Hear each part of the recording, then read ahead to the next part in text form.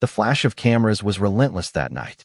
The 2025 CFDA Fashion Awards had never looked this electric. Celebrities floated down the red carpet draped in impossible fabrics and diamond flashes, all smiles and air kisses. But beneath the glitter, the atmosphere felt loaded, like a storm waiting to break. The crowd leaned forward, phones raised, as a certain former duchess made her entrance. Meghan Markle, radiant in silver satin, chin high, smile practiced, walking as if every camera belonged to her. The murmurs built into a soft wave. Reporters called her name. Meghan paused, posing, every inch the picture of poised grace. And then the moment that would dominate global headlines for weeks unfolded in seconds. Rhianna appeared. Before we continue, please hit the like button, subscribe to the channel, and turn on the notification bell for updates. Rhianna didn't glide, she commanded. Every step was effortless, deliberate, draped in midnight velvet that shimmered with each camera flash. The crowd reacted instantly. Cheers, gasps, the kind of awe reserved for royalty that doesn't need a crown. She and Meghan locked eyes. Two powerful women, both masters of image, both aware of the cameras. Meghan tilted her head, smiled wider, and extended a hand slightly, the universal celebrity cue for a joint photo. But Rhianna, without missing a beat, turned her gaze away. Her lips parted as if to respond, but all she said was quiet enough for only those closest to hear. I don't know her. For a heartbeat, the noise died. The photographers froze. The red carpet fell into one of those silences that you only recognize after it's gone. The kind that crackles, the kind that leaves everyone exchanging glances, wondering if they just saw what they thought they did. Meghan's smile didn't falter, not immediately. She chuckled softly, adjusted her gown, and moved slightly aside. But her eyes, sharp, flickering, wounded for the briefest second, told another story. Rhianna walked past, camera flashes following her like loyal soldiers, leaving Meghan in the shadow of a woman who didn't even need to raise her voice to dominate the narrative. Now here's the question. What would make Rhianna, one of the most composed, unproblematic icons in entertainment, publicly sidestep someone she'd met before? Was this a misunderstanding, or was there history? Because insiders later whispered that this moment wasn't spontaneous. It was years in the making. And the reason Rhianna refused that photo might just explain everything about Hollywood's quiet rejection of Meghan Markle. Let's rewind. For years, Meghan has tried to rewrite her story, from actress to duchess, from duchess to global activist, from activist to lifestyle mogul. Every step carefully documented, every move analyzed under a microscope. But somewhere along the way, that image began to crack. People started noticing the contradictions. The humanitarian who flew private jets. The feminist who built an empire on exclusivity. The self-proclaimed truth-teller who blurred the line between confession and calculation. Yet through it all, she remained headline gold. Until the CFDA night. Rhianna, on the other hand, has built her kingdom on something else entirely, silence. The kind that speaks louder than statements. She's been courted by politicians, adored by musicians, studied by business schools. She built Fenty, rewrote the beauty industry, and somehow managed to stay grounded in a world obsessed with pretense. She doesn't chase the camera chases her. Which is exactly why her decision to walk past Meghan sent a message no PR team could spin. Think about it. In an industry where everyone wants to be seen, Rhianna chose to be the one who didn't look. That wasn't an accident. It was intent. And intent means story.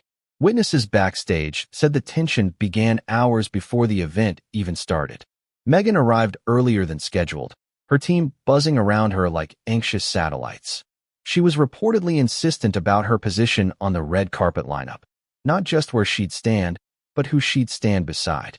Some insiders claimed she specifically requested to be near Rhianna for photo ops. Her reasoning? They're both women of color who made it in powerful, white-dominated industries. It sounded noble on paper, but to those who've watched Meghan closely, it sounded strategic. Now here's where it gets interesting. Rhianna's team, known for their quiet professionalism, allegedly declined the arrangement. Politely, firmly, no collaboration, no joint photos. Meghan's camp reportedly brushed it off at first, until the actual night, when Rhianna's body language confirmed everything. And if you think that moment on the carpet was awkward, You should have seen what happened backstage after. But let's stay with the moment. The image of Meghan standing alone, flashing her trademark smile, while Rhianna effortlessly stole the spotlight, spread online like wildfire. Within minutes, clips flooded Twitter, TikTok, and Instagram. People slowed down the footage, analyzing facial expressions frame by frame. Did Rhianna just shade Meghan? One post read. The coldest no in history, another caption declared. Memes were born instantly. I don't know her became a trending hashtag before Rihanna's car even left the venue. Social media erupted with theories. Some fans claimed Rihanna had no reason to be cold, that maybe it was simply bad timing. Others, however, swore it was personal.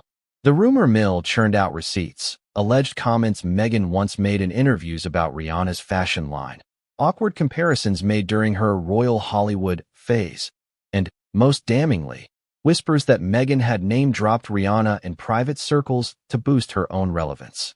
Now, if you've followed Meghan's post-royal journey, you know this isn't new. She's been trying to align herself with cultural titans since leaving the palace, from Beyoncé to Oprah to Serena Williams. But Rihanna? She never played along. And that's what made this particular moment so brutal. It wasn't just rejection. It was exposure. Because when a woman like Rihanna says, I don't know her, she's not talking about acquaintance. She's talking about character. It's the ultimate Hollywood code. Polite, precise, lethal. And everyone in that room understood it immediately. But here's where the story deepens. Behind the velvet curtains, far away from flashing cameras, Meghan reportedly confronted her team. Eyewitnesses described her as visibly shaken and snapping at her assistant. One stylist claimed Meghan muttered under her breath, "She'll regret this," as she adjusted her clutch before walking toward the VIP lounge. If true, that line would foreshadow a behind-the-scenes drama that would spiral into something much bigger than a red carpet snub. Because what started as an awkward interaction quickly turned into a PR nightmare. Within hours, journalists were calling both camps for comment. Rihanna's representatives stayed silent, as they always do. Meghan's? They fumbled. Early statements calling it a misunderstanding only fueled more speculation. And as clips continued circulating, people began to wonder, what was the real story? What made Rihanna so uncharacteristically dismissive? The answer, as it turns out, stretches years back. Long before Meghan ever married into royalty, she reportedly attended a private event in Los Angeles hosted by a mutual acquaintance, a music executive who was close to both women. That night, she tried to introduce herself to Rihanna, casually mentioning their shared charity interests. Rihanna, polite but detached, apparently offered a simple nod. The conversation never went anywhere. But what Meghan didn't realize was that Rihanna remembered. And the reason she kept her distance might have had nothing to do with competition and everything to do with trust. Over the years, Meghan's name became synonymous with media storms. Every friendship she formed seemed to end in a headline. Every private connection turned into public fodder. Rihanna, who fiercely guards her privacy, reportedly wanted nothing to do with that kind of chaos. She had her empire to protect, her brand built on authenticity, and her own reputation for keeping her circle tight. She didn't need the noise. Which is why, when the cameras came out and Meghan extended that hand, Rihanna turned, not out of malice, but out of self-preservation. But the public didn't see that. All they saw was the clip. And sometimes, perception is stronger than truth. By morning, every entertainment outlet was dissecting the event. Headlines ranged from playful to savage. Rihanna's shade moment of the year. Meghan Markle's CFDA snub goes viral. Analysts discussed body language. PR experts debated image strategy. Former palace aides even chimed in, suggesting Meghan should have expected this, given her controversial reputation among A-listers. The story became bigger than the CFDA Awards. It became a mirror, reflecting just how far Meghan had fallen in the court of public opinion. Yet even then, Meghan seemed determined to rewrite the narrative. Her team pushed photos of her solo on the red carpet, highlighting her elegance and grace. The captions praised her poise. But no matter how glossy the image, the comment sections told the truth. The audience wasn't buying it.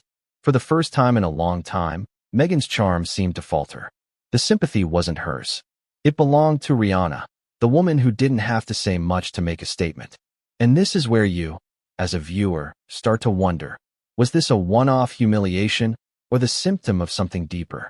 Because behind that one photo that never happened lies a pattern of ambition colliding with authenticity, of image battling integrity, of a woman trying to build an empire on borrowed credibility. And Rhianna, intentionally or not, just drew a line in the sand. The internet might call it shade. The industry might call it strategy. But in reality, it was power recognizing pretense and refusing to play along. As the night went on, Meghan attended the ceremony but kept to herself. She smiled when cameras turned her way, but her laughter seemed rehearsed. People noticed. Even the host seemed to sidestep her in casual banter.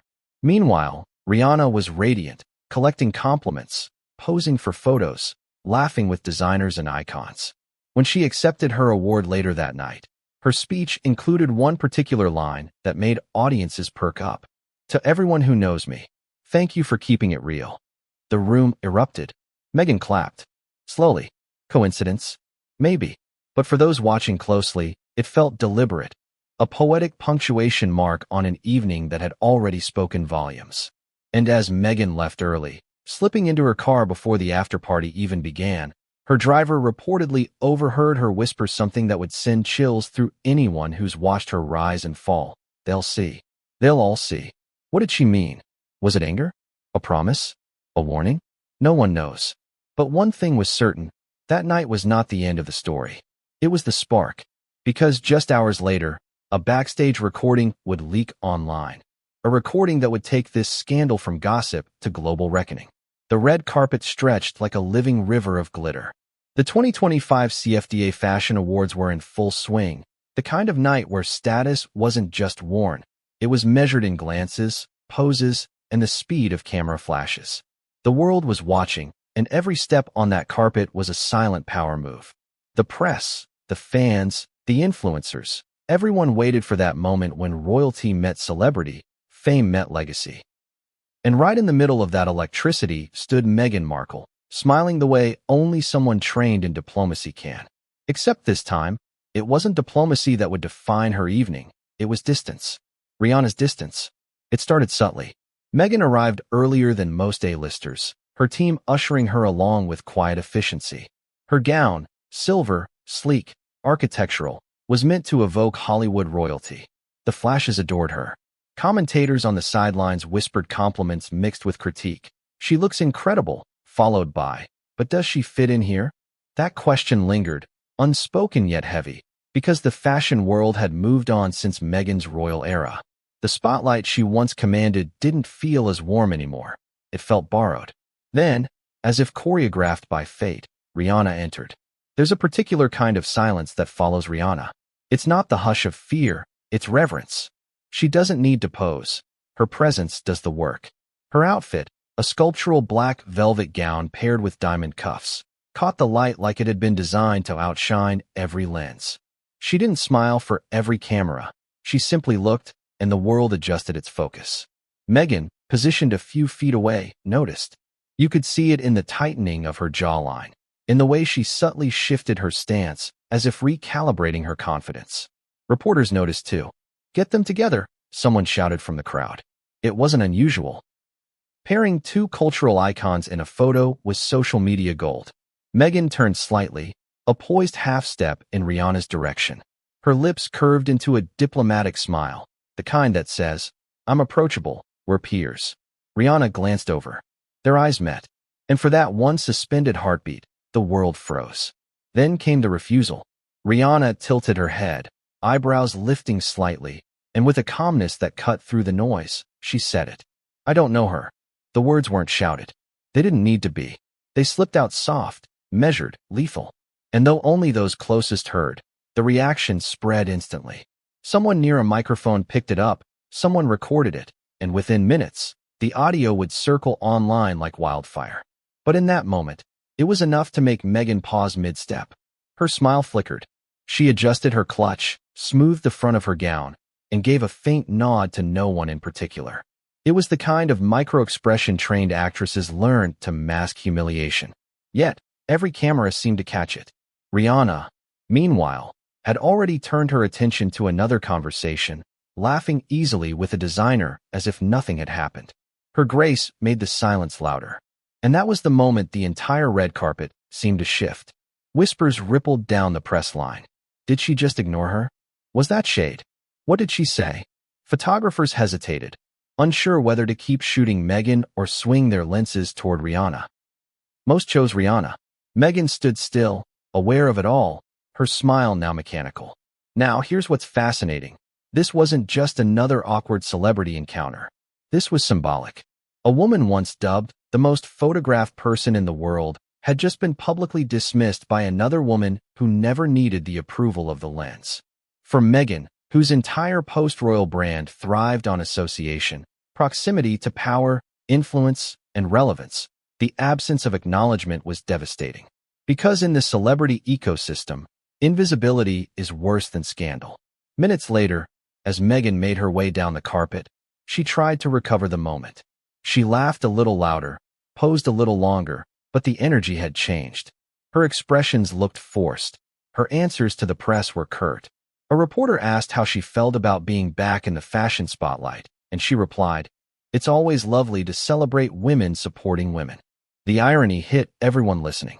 Rhianna, on the other hand, seemed unbothered, floating from interview to interview with her trademark composure. When one journalist jokingly asked if she'd seen Meghan, Rhianna's response was a smirk. "I've seen a lot of people tonight," she said, moving on. That line alone would become meme material within the hour. Behind the barricades, fans began buzzing. Rhianna's savage. Meghan's humiliated. What did she do? The internet thrives on speculation, and that single exchange fed the algorithm for days. But what many didn't realize was how quickly the energy inside the event shifted too. Attendees who had been eager to greet Meghan suddenly seemed occupied elsewhere. Influencers who once chased her for selfies drifted toward safer, trendier circles.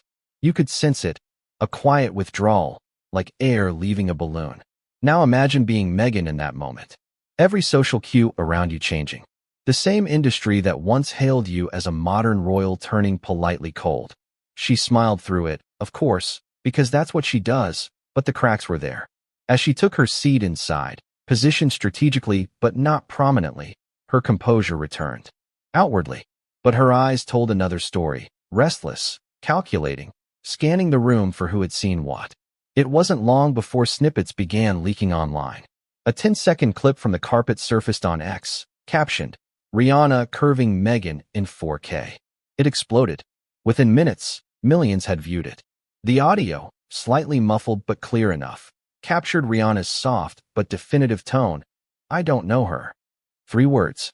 And suddenly, Meghan Markle, the woman who once outmaneuvered tabloids and royal courtiers alike, was on the defensive again, this time against the internet's queen of cool. By the time the event started, phones were already buzzing with commentary. Influencer gossip accounts dissected body language like it was forensic evidence. "Did you see how Meghan tried to walk closer?" one TikTok sleuth asked, zooming in frame by frame. "That's calculated positioning." Others chimed in. "Rhianna looked her up and down." "That's intentional shade." The clip had transcended celebrity gossip. It was cultural theater. But beneath all that noise lay something deeper, respect. Rhianna didn't lash out. She didn't roll her eyes or cause a scene. She simply withheld acknowledgement. And that restraint hurt more than any confrontation could. Because in Hollywood, silence is the sharpest weapon. It's the art of saying everything by saying nothing. Inside the CFDA hall, the contrast was striking. Meghan's table was filled with new faces, brand executives, stylists, PR advisors. Rhianna's? Icons, legends, people who built empires from scratch.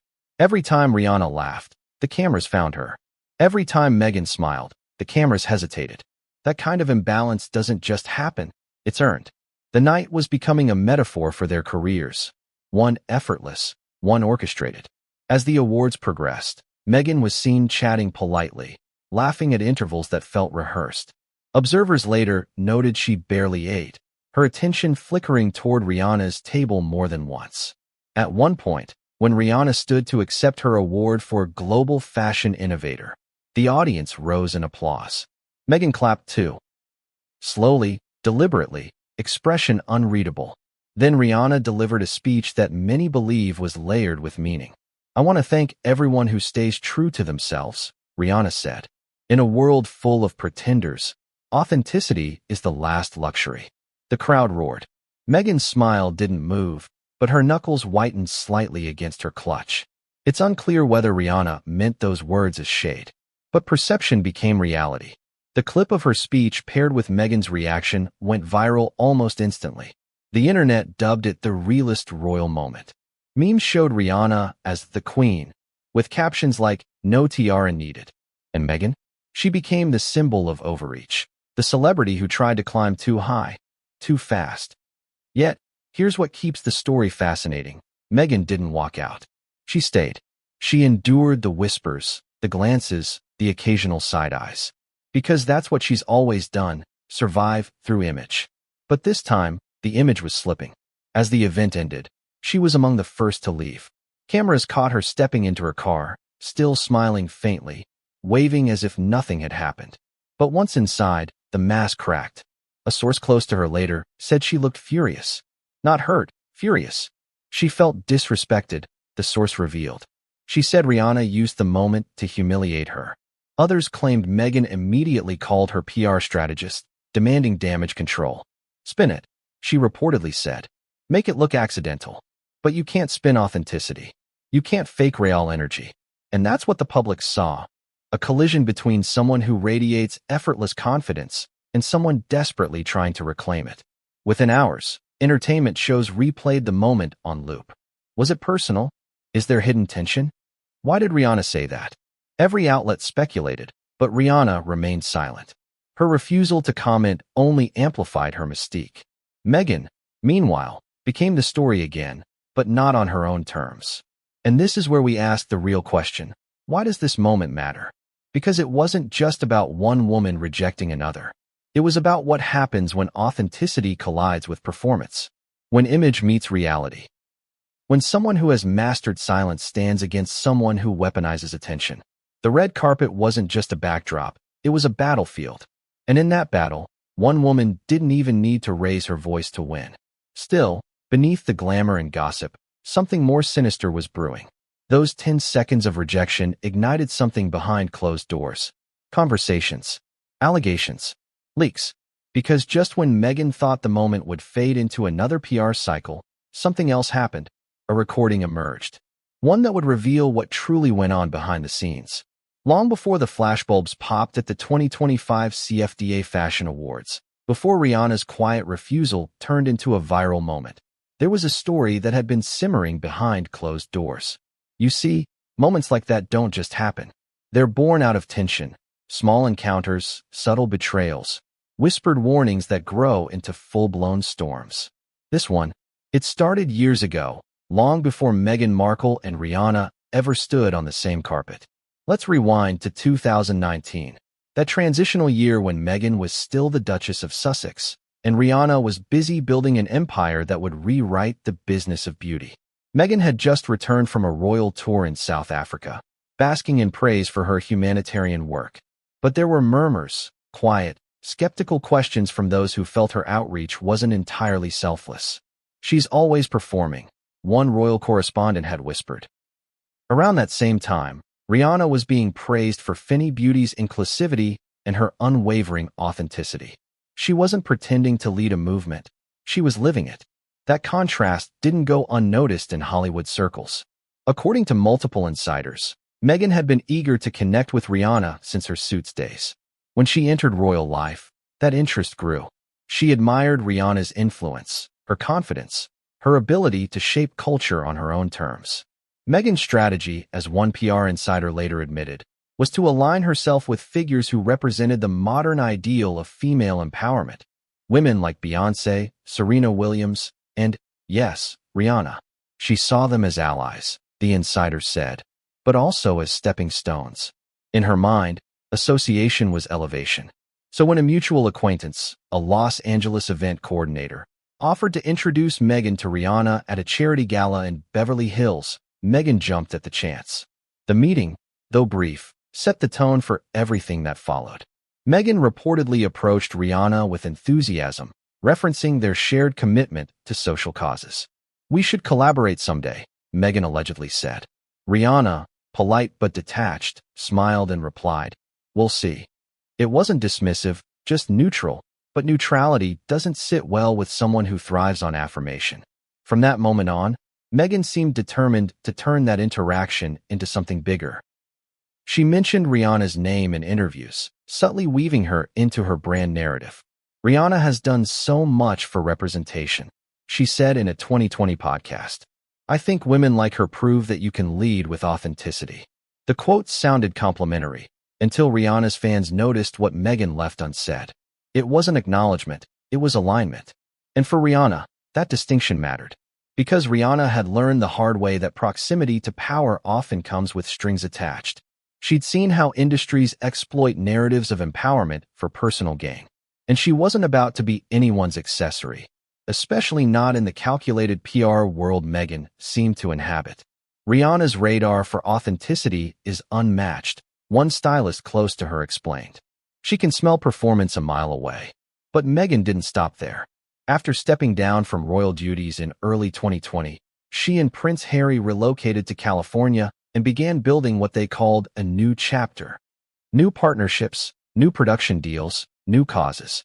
And in that process, Meghan's fascination with Rihanna seemed to intensify. She reportedly instructed her team to study Rihanna's brand model, Finny's tone, its marketing voice, even its color schemes. She wanted to emulate that sense of empowerment but make it royal chic, an insider revealed. The problem? You can't imitate real. And Rihanna knew it. Around the same time, rumors swirled that Meghan had reached out through mutual contacts for a potential joint appearance at a women's summit in New York. Rihanna declined. Politely. Again. And this time, it wasn't neutral, it was definitive.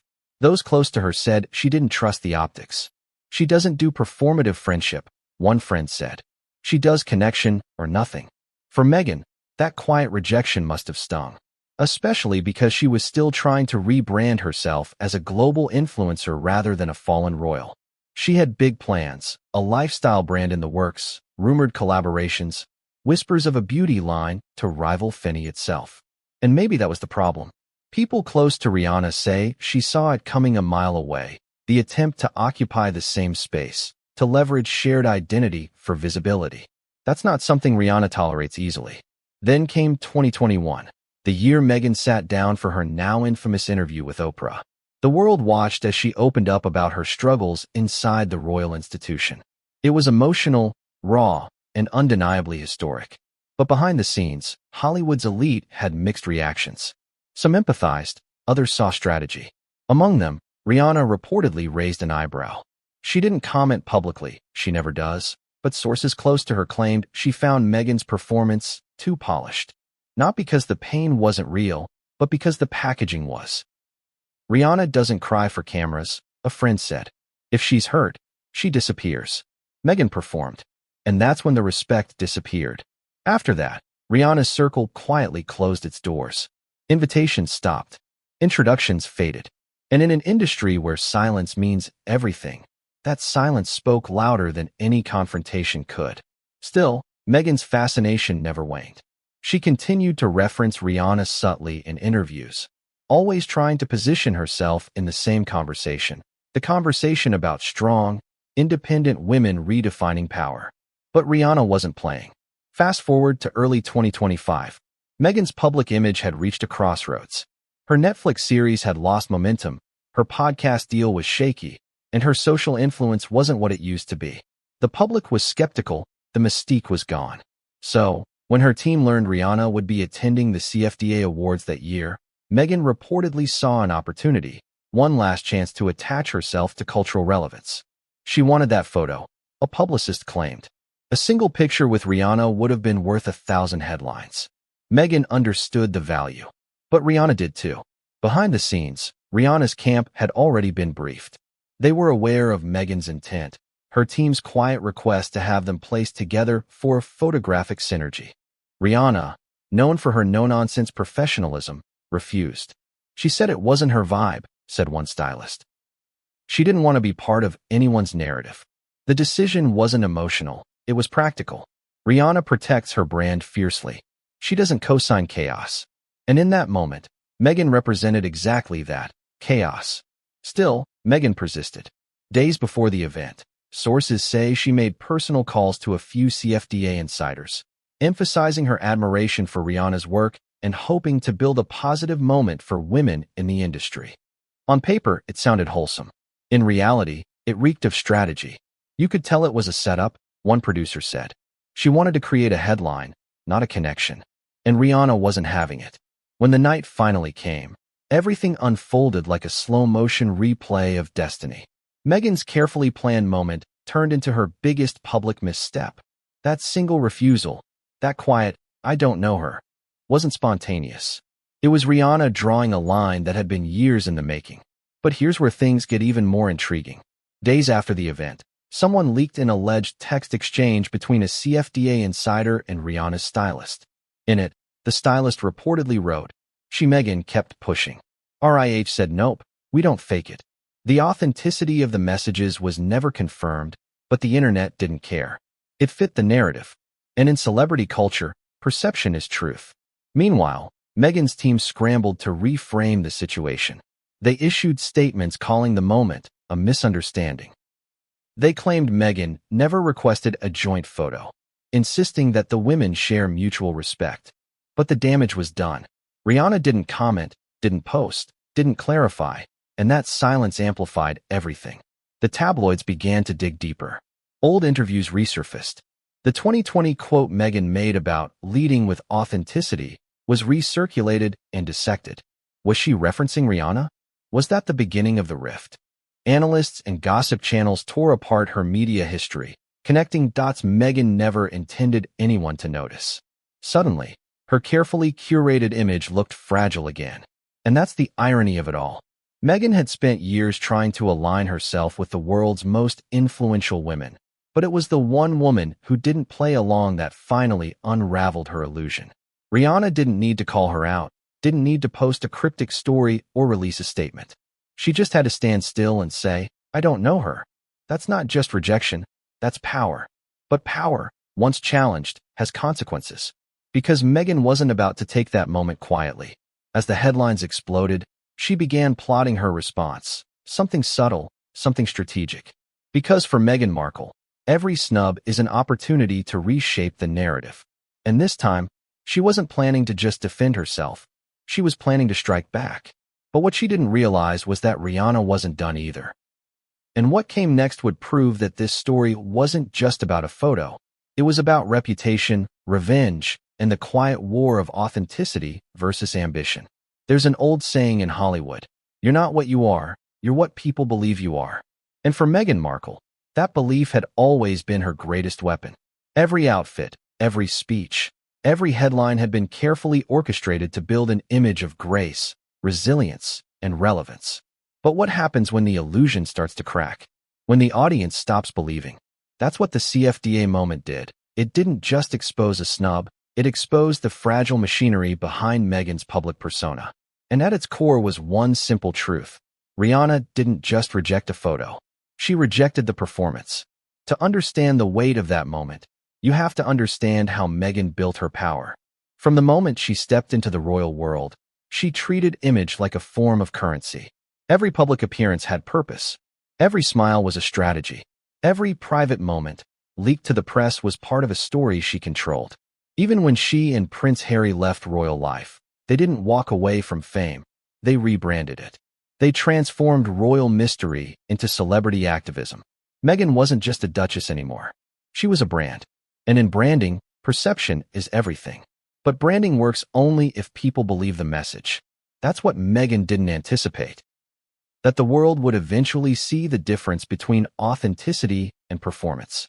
She'd spent so long controlling the narrative that she forgot what made people care in the first place. Vulnerability that feels real. Rhianna, on the other hand, never had to craft it. She just lived it. She didn't chase the image of perfection. She embraced imperfection. The world trusted her because she never tried to look untouchable. Meghan wanted to be admired. Rhianna wanted to be understood. That's the difference. When Rhianna turned away on that red carpet, it wasn't just a snub, it was a verdict. A quiet declaration that some images can't be bought, some credibility can't be borrowed, and some respect can't be forced. And for Meghan, who built her empire on optics. That moment was a mirror she didn't want to look into. Behind the scenes, Meghan's PR machine went into overdrive. Her publicist reportedly drafted 3 different narratives within hours, one portraying the incident as a misunderstanding, another as a misinterpretation by the media, and a third blaming schedule confusion. But none of them stuck. The internet had already chosen its truth, and in the digital age, the first version of a story that sticks is the one that wins. Social media wasn't kind. Tweets like, "Rhianna just dethroned the Duchess of PR, and you can't brand authenticity," flooded timelines. Instagram fan pages turned the clip into edits, mixing Rhianna's calm dismissal with Meghan's forced smile in slow motion, set to dramatic background music. The irony? The more Meghan tried to control the story, the more she fed it. Because nothing fuels gossip like denial. Meanwhile, Rhianna didn't say a single word. No tweets, no comments, no reposts, just silence, and that silence spoke volumes. In the celebrity hierarchy, silence is dominance. It implies that you're above the noise, that you don't need to clarify because your reputation does the talking. Meghan couldn't compete with that. Her career thrived on conversation, Rhianna's thrived on mystique. And in that imbalance, Meghan lost the upper hand. But let's go deeper. Why did this matter so much? Why did one photo rejection turn into a cultural reckoning? Because Meghan's brand and Rhianna's represented 2 completely opposite approaches to fame. Meghan's strategy was rooted in visibility. She believed in being seen, in being heard, in controlling every frame. Every headline was a transaction, exposure for empathy. Rhianna's approach was the opposite. She believed in absence, in scarcity. The less she said, the more people leaned in. The less she shared, the more powerful she became. She didn't need to tell people who she was. She made them feel it. Meghan needed the audience to believe her. Rhianna didn't care if they did. It's no wonder their worlds collided so explosively. Let's not forget the timing either. Meghan had recently been under scrutiny for overexposure, endless interviews, brand launches, and controlled leaks. Critics accused her of turning her trauma into a franchise. Even supporters began to sense fatigue. She was everywhere and nowhere at the same time, visible but not believable. And then came Rhianna, the embodiment of effortless confidence, appearing once, saying nothing, and stealing every headline Meghan had planned for herself. That's not coincidence. That's contrast. Inside the fashion industry, whispers grew louder. Rhianna knows the game, one stylist told an insider podcast. She knows when someone's trying to use her image as leverage. It wasn't personal, they said. It was business. Rhianna protects her brand like a fortress, and Meghan had unknowingly walked straight into it. In Meghan's mind, the CFDA event was supposed to be her comeback moment, a polished re-entry into elite circles after a year of PR stumbles. Her team had arranged every detail, the designer gown, the strategic interviews, even her seating placement. They wanted headlines like, "Meghan Markle stuns at fashion's biggest night." Instead, she got Rhianna refuses Meghan's photo request. The irony was painful. Meghan had crafted a masterpiece of control, only to be undone by one woman who refused to play along. And it wasn't the first time Meghan's image had backfired. Remember the staged paparazzi photos before her engagement? Or the controversies around her podcast guests who later distanced themselves. Each misstep revealed a pattern, a reliance on optics over authenticity. For years, she had managed to spin every scandal into sympathy. But you can't outspin someone who doesn't care for the game. Rhianna's indifference shattered that illusion. In the hours following the CFDA Awards, Meghan's team flooded her social media with positive images, a carousel of her smiling, greeting designers, looking radiant. The captions were textbook PR optimism, an inspiring evening celebrating creativity, empowerment, and women supporting women. But in the comments, the public wasn't buying it. Empowerment? She just got snubbed. One comment read, "Women supporting women. Unless it's Rhianna," another joked. The tone had shifted. People weren't mocking her failure. They were questioning her sincerity. That's the one thing Meghan couldn't afford to lose. Meanwhile, Rhianna's team posted one single image. Her mid-stride on the red carpet, face calm, aura unbothered. No caption, no hashtags. Within minutes, the photo became the most liked of the night. Commenters flooded it with praise. Queen energy. The shade was silent but loud. Rhianna said nothing and said everything. The juxtaposition was poetic. Meghan used words. Rhianna used silence. And silence won. But here's the twist. Meghan wasn't ready to accept defeat. Behind closed doors, she began rethinking her next move. Her advisors debated whether to address the moment directly in an upcoming interview. Maybe it's better to reclaim the narrative, one suggested. But another warned, the more you talk about Rhianna, the bigger she gets. Meghan hated that truth. She wasn't used to being overshadowed. Especially not by another woman. Especially not one who hadn't even tried. Still, the question lingered. What did Rhianna know? What was behind that subtle, surgical "I don't know her"? Insiders claimed it wasn't about personal dislike. It was about principle. Rhianna has always drawn a line between those who build power and those who borrow it. She respects authenticity, people who earn their place. To her, Meghan symbolized something different, the kind of fame that feels transactional, built on convenience rather than conviction. A stylist who worked on Rhianna's team put it bluntly. Rhianna's allergic to fake energy. If she senses it, she's out. She doesn't care if you're a royal or a random. She's not playing that PR game. And maybe that's why her snub felt so raw, so final. Because Meghan's entire identity depended on being accepted by the elite. And for the first time, she was publicly denied entry into a circle she desperately wanted. That's the real power of image, not what it projects, but what it reveals when the mask slips. By the end of the week, talk shows were dissecting the moment like a political scandal. Rhianna represents the future. Authenticity over aspiration, one commentator said. Meghan represents an old model of fame that's collapsing under its own weight. It was brutal, but accurate. The public had grown tired of curated transparency. They didn't want polished speeches or staged compassion. They wanted real, and Rhianna had just reminded them what that looked like. For Meghan, the fallout was deeper than embarrassment. It was identity crisis. Because if her image wasn't working anymore, what did she have left? Influence without credibility is noise. And Meghan, for the first time, was starting to sound like an echo of the persona she once controlled. But the story didn't end there. Because somewhere in the background, someone was watching the chaos unfold. Someone who had seen everything up close that night. A stylist, an assistant, maybe even a member of the CFDA staff. And within days, that person would leak something. Something that would turn a simple snub into a full-blown scandal. Because buried beneath the glamour of the red carpet and the whispers of authenticity versus ambition was a secret that no one expected, and when it surfaced, it wouldn't just challenge Meghan's image. It would destroy it.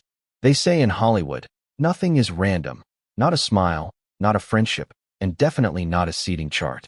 The CFDA Fashion Awards were no exception. Every seat placement was a statement. Who sits beside whom? Who's in the front row? Who gets the camera angle during televised segments? All of it carries unspoken meaning. That night, the most talked about piece of paper in the entire building wasn't the winner's list. It was the seating plan. And according to insiders, that's where the tension between Rhianna and Meghan Markle truly ignited. Weeks before the event, the CFDA production team began arranging the guest list. It was a meticulous process involving sponsors, designers, and publicists who negotiated placements like generals mapping a battlefield. Meghan's team, knowing the event's global reach, saw an opportunity. They wanted her position near Rhianna, not too close to look calculated, but close enough that the cameras could capture a moment of unity between two powerful women of color and fashion. One publicist reportedly phrased it perfectly. "We just need that one frame. Meghan and Rhianna in the same shot. Class meets culture." The request sounded harmless on paper, but in the world of celebrity diplomacy, it was loaded. The CFDA coordinators, trying to keep peace, initially obliged. Meghan's name was penciled into a seat near Rhianna's table, row 1, section A, stage left. But when Rhianna's team received the draft, they sent it back within hours. No, her representative wrote in clean, professional font. "Please relocate Ms. Fenny's table." There was no explanation, no argument, just that single correction. The message was clear. Rhianna didn't want proximity, not even by accident. For a while, no one thought much of it. Adjustments like that happen all the time. But once Meghan's team caught wind of the change, the atmosphere shifted. The emails began flying, quiet calls were made. Why was she moved? One of Meghan's aides demanded. The CFDA staff, caught in the crossfire, kept their answers diplomatic. It's for logistical balance. But behind closed doors, they knew. The refusal came directly from Rhianna's camp, and everyone understood what that meant. When Meghan found out, she wasn't pleased. According to someone present during that conversation, she looked at her assistant and said softly, "That's odd. I thought she'd be more supportive." Her tone wasn't angry. It was puzzled, maybe even slightly hurt. But underneath, there was that familiar spark. The one that appears every time Meghan feels underestimated. She reportedly leaned back, crossed her legs, and muttered, "We'll handle it." And handling it meant strategy. Her publicist began coordinating alternative placements that would still offer maximum exposure. If she couldn't sit beside Rhianna, she'd make sure she'd be seen in the same orbit. Her gown would stand out. Her interviews would reference empowerment. Her demeanor would exude composure. It was damage control before the damage even happened. Except this time, the control slipped right through her fingers. Because Rhianna wasn't playing that game. She never does. While Meghan's team tried to maneuver optics, Rhianna's team made it clear that their focus was on fashion, not politics. They even issued a gentle reminder to the CFDA staff. Miss Finney doesn't participate in orchestrated interactions. That phrase alone sent a quiet shockwave through the organizers. It was a diplomatic way of saying, don't even try. Fast forward to the night of the event. As the guests began filing in, assistants hovered around with tablets and earpieces, guiding everyone to their designated seats. Meghan arrived early, as she often does for events she knows will define headlines. She posed for photos, smiled for the cameras, then gracefully made her way to her assigned table. Except, when she sat down, something felt off. She wasn't in the front section where she'd expected to be. She wasn't even near the center of the stage. Instead, she was seated 2 sections back, positioned just close enough to be visible, but far enough to seem secondary. It was a subtle demotion, one most attendees wouldn't notice, but Meghan would. And she did. Rhianna arrived fashionably late, gliding in with her entourage. Her table? Perfectly centered, prime camera angle, directly across from the runway stage. The kind of placement reserved for icons, not aspirants. As she took her seat, the photographers refocused, lights flickering like a storm. Meghan, from her position farther back, glanced up briefly. She clapped politely, smiled, and leaned toward her neighbor as if engaged in casual conversation. But several guests noticed her silence. Her posture stiffened. Her gaze lingered a second too long. She was watching, not admiring, not envying, calculating. From that moment, one attendee later said, "You could sense the energy shift." Meghan looked like someone who realized she'd been strategically outplayed. During the first part of the ceremony, everything remained civil. Meghan applauded at the right times, nodded through speeches, and smiled when the cameras caught her. But those seated near her described a growing tension. One stylist said she kept checking her reflection on her phone screen between segments, adjusting her hair and posture. It was small, subtle, but telling. She wasn't relaxed, the stylist said. She was managing her image in real time. At Rhianna's table, the vibe was the opposite. Effortless. She laughed easily, whispered jokes to designers, clinked glasses with editors. Every few minutes, her laughter floated across the room, light and unbothered. People gravitated toward her table like moths to a flame. And every time someone stopped by, every time another flash went off, Meghan's attention drifted. It wasn't jealousy, it was calculation again. She was reading the room, measuring who was aligned with whom. But what she didn't realize was that the room was reading her too. Somewhere around the midpoint of the evening, one of the CFDA event coordinators approached Meghan's table discreetly, checking on the guests. "Everything all right?" he asked. Meghan smiled, gracious as ever. "Of course," she said. "Just curious. Did the seating plan change last minute?" The coordinator hesitated, choosing his words carefully. "Only slightly," he said. "It's been a busy night." She nodded, expression serene, but her grip on her glass tightened. Later, that same coordinator admitted, she knew. She already knew before she asked. It wasn't just about a seat. It was about hierarchy. In Meghan's world, placement meant power. It was proof that you belonged. And for the first time in a long time, she was realizing that belonging wasn't guaranteed, not even for her. Not without invitation. By the time the awards reached their final acts, the audience energy had split into two halves. One half orbited Rhianna, the cultural heavyweight whose presence defined the evening. The other half, smaller but loyal, hovered near Meghan, curious, cautious, watching her navigate the loss of control. Cameras panned between the two women, amplifying the contrast. Rhianna glowing under the spotlight, Meghan poised in the shadows, smiling through the unease. Then came the moment that changed everything.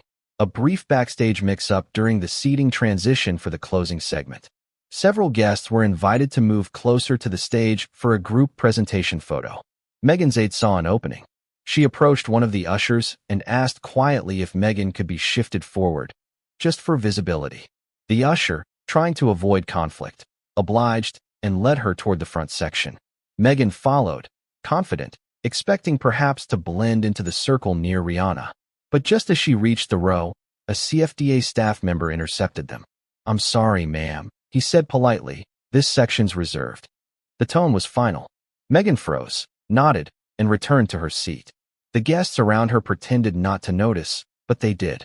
That moment of quiet correction, in public view, was the ultimate humiliation, and she felt it.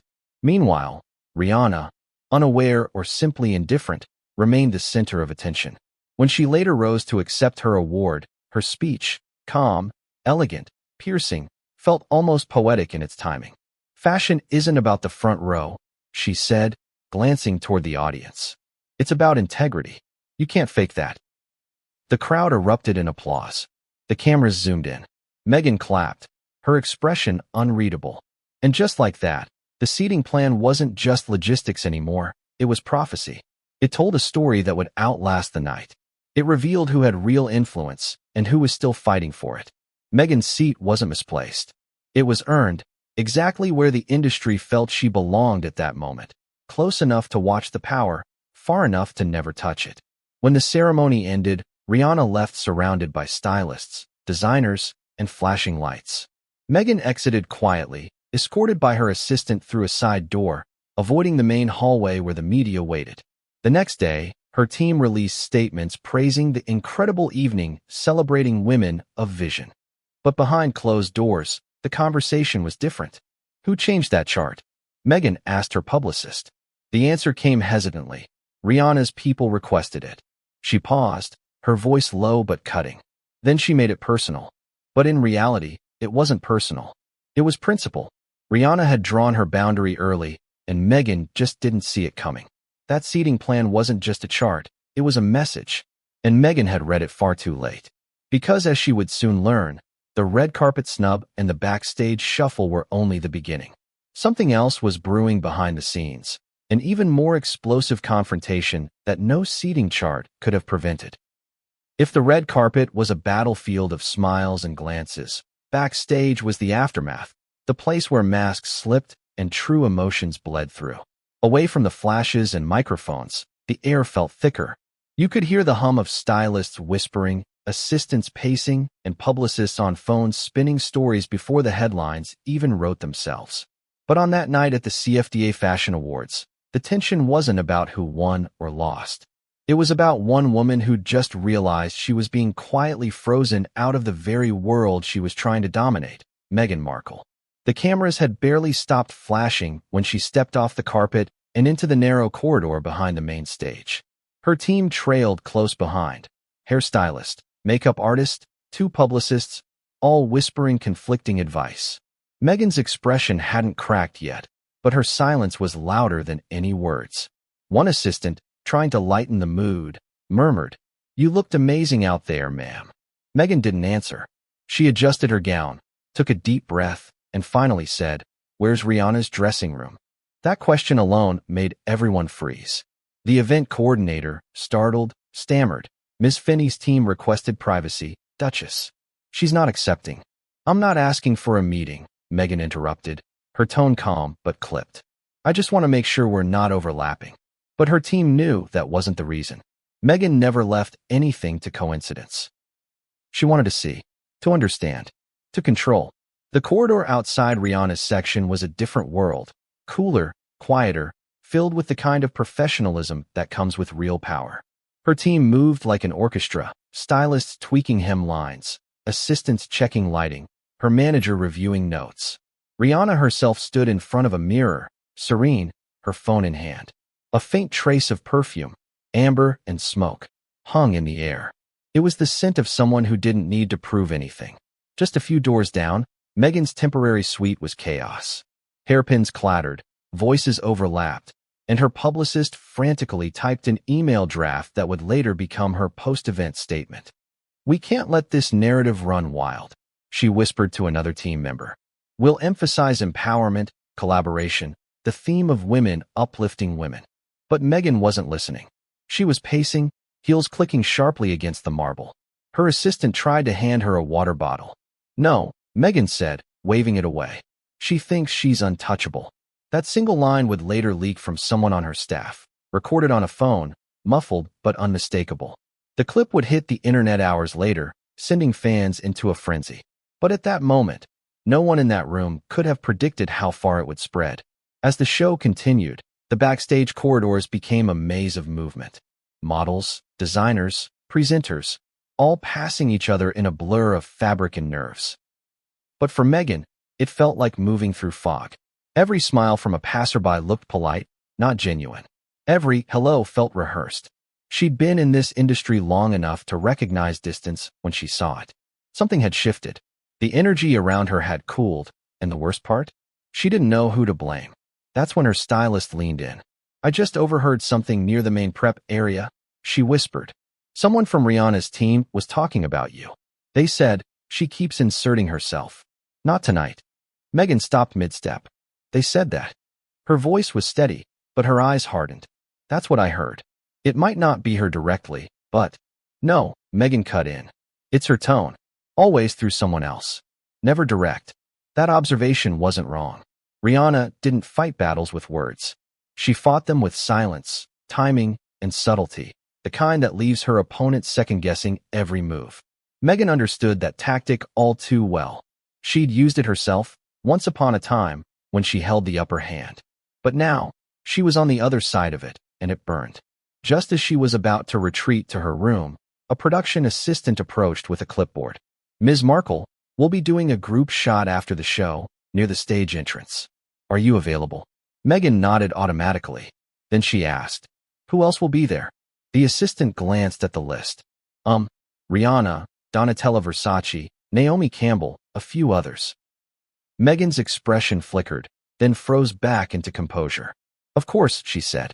"I wouldn't miss it." But once the assistant left, Meghan exhaled sharply. "Of course she's in it," she muttered. Always front and center. Her publicist, sensing the danger, whispered, "Let's just focus on optics. Smile, be gracious, let them see you as above it." Meghan nodded, but her eyes said otherwise. This wasn't about optics anymore, it was about dignity. When the show ended and the after-party buzz began, the backstage energy shifted again. Rhianna emerged from her suite, glowing and unbothered, followed by her entourage. She moved like she belonged there, because she did. The crowd parted naturally, everyone leaning toward her presence.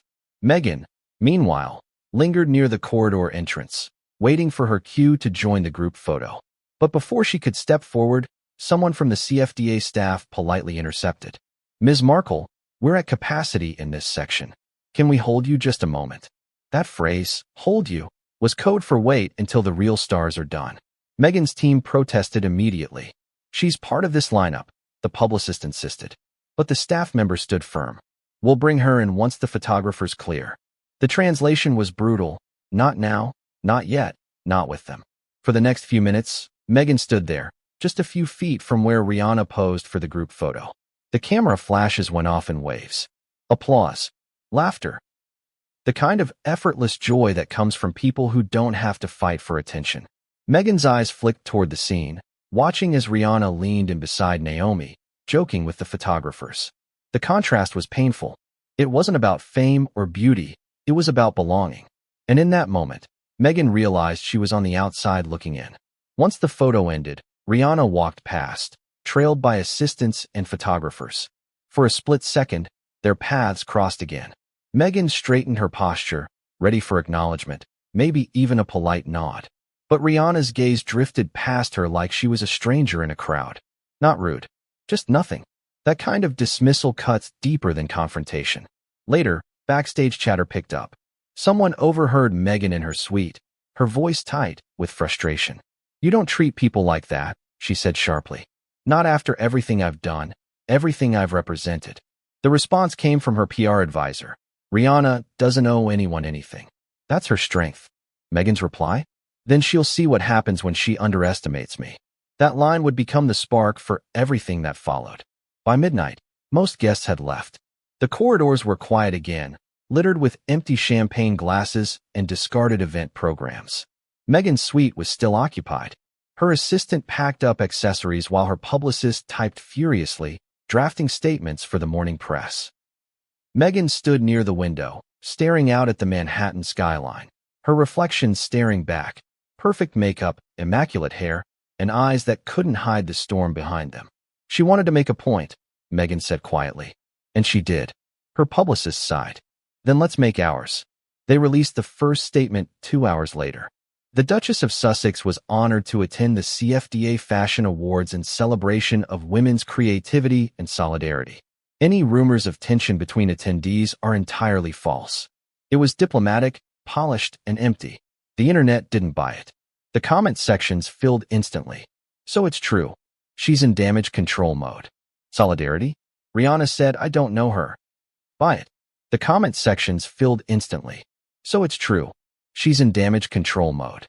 "Solidarity?" Rhianna said, "I don't know her." Meanwhile, another kind of leak was brewing. Remember that muffled recording? Meghan's voice saying, "She thinks she's untouchable?" It surfaced on social media at 3:17 a.m., posted anonymously from an unverified account. Within hours, it hit millions of views.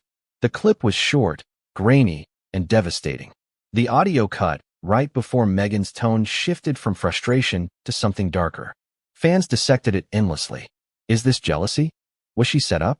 Did Rhianna hear it? Theories exploded across platforms, and suddenly, the backstage chaos Meghan had tried to contain became a wildfire she couldn't extinguish. By morning, news outlets had picked it up.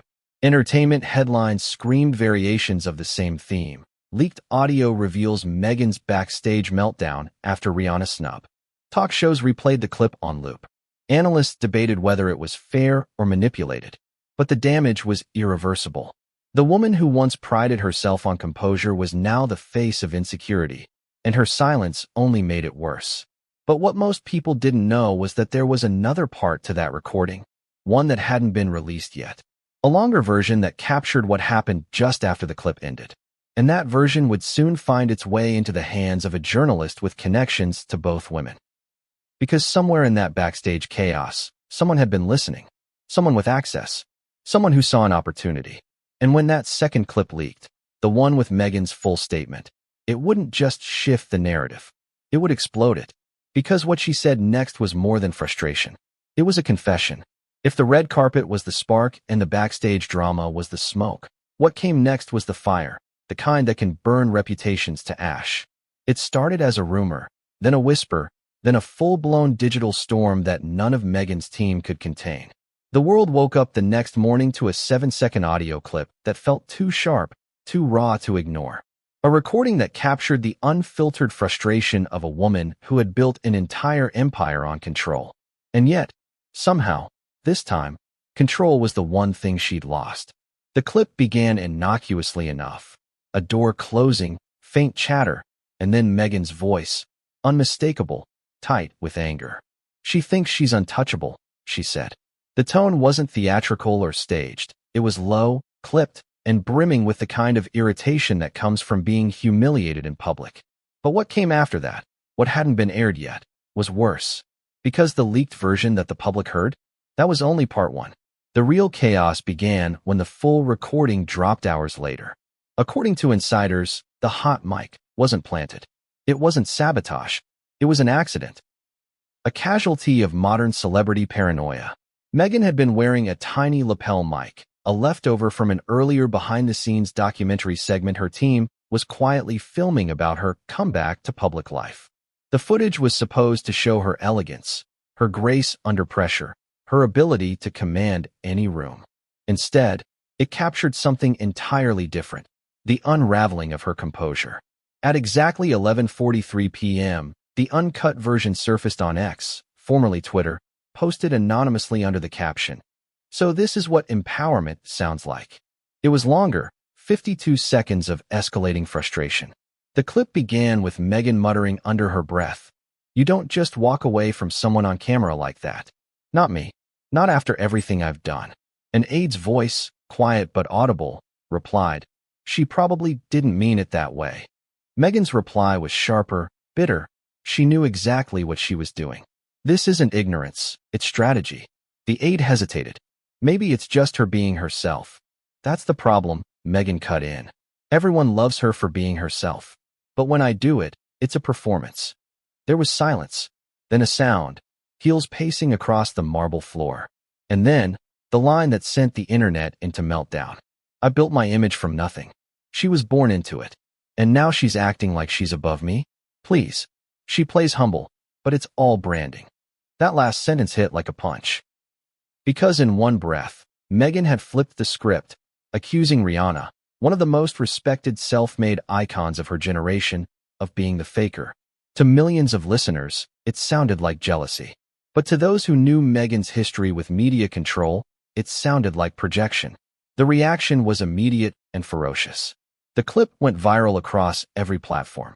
News outlets scrambled to verify it. Fans dissected every syllable. "She was mic'd." One tweet read, "You can hear her venom." Another comment echoed, "Meghan calling Rhianna fake? That's rich." Within hours, hashtags like #HotMicMeghan, #I don't know her, and #Rhianna was right were trending worldwide. Rhianna herself said nothing, at least, not directly. But her silence wasn't empty. It was curated. A few hours after the leak, she posted a cryptic Instagram story. A single black screen with the words, "Energy doesn't lie." No tag, no caption, just that. It stayed up for 24 hours and amassed millions of reactions. The symbolism wasn't lost on anyone. Meanwhile, Meghan's team was in crisis mode. Her PR strategist called an emergency meeting at dawn. "We have two options," he said, pacing the room. "We either deny it completely or we reframe it as frustration taken out of context." Meghan listened, eyes sharp, jaw tight. "We're not denying it," she said finally. "It's my voice. They'll know." "So context," her publicist suggested carefully. "Exactly," Meghan said. "We'll release a statement about women being pitted against each other, about how the media loves to see powerful women clash." It was a clever move, classic Meghan. Reframe the scandal as a social issue, make herself the victim of media sexism. But there was one flaw. This time, the public wasn't buying it. Within an hour of her official response, "It saddens me to see women's success turned into spectacle. I admire Rhianna's accomplishments deeply."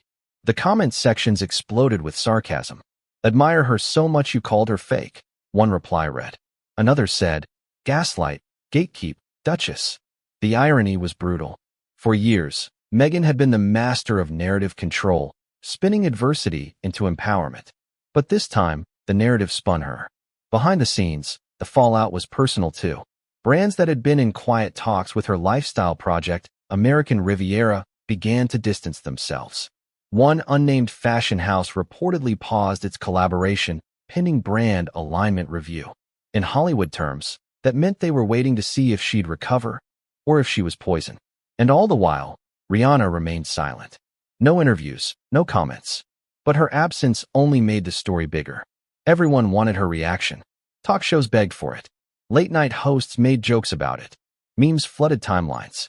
One viral post read, "Rhianna stayed quiet for 7 years and still managed to drop another hit. This time, Meghan Markle." But the real twist came when a journalist from the Daily Ledger, a publication with deep ties to celebrity PR networks, dropped a bombshell thread. The reporter claimed that Rhianna's team had been aware of Meghan's documentary filming that night. They requested that no cameras be near their client, the thread read, as they did not want Rhianna to be used as part of Meghan's brand footage. The implication was clear. Meghan's attempt to capture a candid power women moment with Rhianna on film wasn't just about admiration. It was about leverage. She wanted the image, the association, the symbolism. Rhianna had seen it before, and that's why she walked away. The journalist ended her thread with a chilling line. Rhianna didn't refuse the photo out of pettiness. She refused because she already knew she was part of a setup. That revelation turned the entire scandal on its head. Suddenly, Meghan wasn't the victim. She was the architect of her own downfall. The leaked hot mic wasn't just an embarrassment. It was evidence of manipulation gone wrong.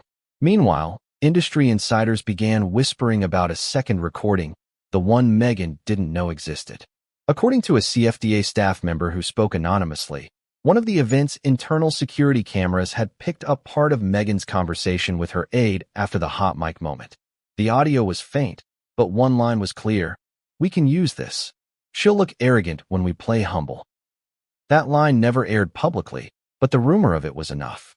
It painted Meghan as a strategist even in crisis, a woman so obsessed with optics that even humiliation became material. Rhianna, for her part, didn't react directly, but she did something far more devastating. She unfollowed Meghan's official account. It was quiet, effortless, and final. Within minutes, gossip outlets picked it up. "Rhianna unfollows Meghan Markle after hot mic leak" became a headline that needed no explanation. The message was clear, separation complete. But for Meghan, that small digital act hit harder than any public statement. It wasn't just rejection, it was exile. In the celebrity ecosystem, an unfollow from Rhianna is like a social excommunication. You're no longer part of the conversation. As days passed, the scandal refused to fade. It wasn't just gossip anymore. It had evolved into commentary. Cultural analysts wrote think pieces about authenticity versus ambition, about how Meghan represented the manufactured empowerment era that was now collapsing under its own contradictions. "She's a product of her own PR," one article read. "Rhianna is a product of her truth. And truth always wins." For Meghan, each paragraph was a cut. Every attempt to reclaim dignity backfired. Her carefully polished image of resilience was being recast as desperation. Every word she'd ever used about grace and empathy sounded hollow against that raw audio clip. The woman who once symbolized breaking free from the establishment now looked like she'd built her own version of it, complete with spin, scripts, and self-delusion. But there was one person who hadn't spoken yet, someone who had been in that backstage hallway, who'd seen everything unfold firsthand, and who knew the truth about how the hot mic had really been discovered. That person was about to come forward. And when they did, the story would take another sharp turn. Because what they revealed next wouldn't just expose Meghan's words.